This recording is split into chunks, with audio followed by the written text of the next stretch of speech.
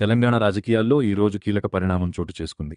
గత బీఆర్ఎస్ ప్రభుత్వ హయాంలో నిర్మించిన కాళేశ్వరం ప్రాజెక్టుపై విచారణ జరుపుతున్న జస్టిస్ పీసీ ఘోష్ కమిషన్ వ్యవహారంలో మాజీ ముఖ్యమంత్రి కేసీఆర్, మాజీ మంత్రి హరీష్ రావులకు తెలంగాణ హైకోర్టులో బిగ్ రిలీఫ్ లభించింది. ఆ కమిషన్ రిపోర్టును నిలిపివేస్తూ ఉన్నత న్యాయస్థానం సంచలన తీర్పు వెలువరించింది. ఈ కేసుకు సంబంధించిన పూర్తి వివరాలు ఇప్పుడు చూద్దాం.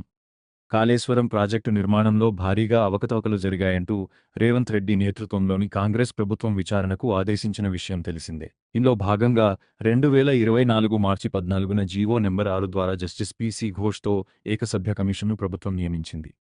అయితే ఈ విచారణ కమిషన్పై మాజీ సీఎం కేసీఆర్ మరియు మాజీ మంత్రి హరీష్ రావు తెలంగాణ హైకోర్టును ఆశ్రయించారు. జస్టిస్ పీసీ ఘోష్ కమిషన్పై వారు వేసిన పిటిషన్లపై నేడు విచారణ చేపట్టిన ఉన్నత న్యాయస్థానం వారికి అనుకూలంగా కీలక ఆదేశాలు జారీ చేసింది. జస్టిస్ పీసీ ఘోష్ కమిషన్ సమర్పించే రిపోర్టును నిలిపివేస్తూ హైకోర్టు తీర్పునిచ్చింది. అంతేకాకుండా ఆ రిపోర్టు ఆధారంగా రాష్ట్ర ప్రభుత్వం తదుపరి ఎలాంటి చర్యలు తీసుకోవద్దని స్పష్టమైన ఆదేశాలు జారీ చేసింది. తాజా హైకోర్టు తీర్పుతో కేసీఆర్, హరీష్ రావుకు తాత్కాలికంగా భారీ ఊరట లభించినట్లయింది.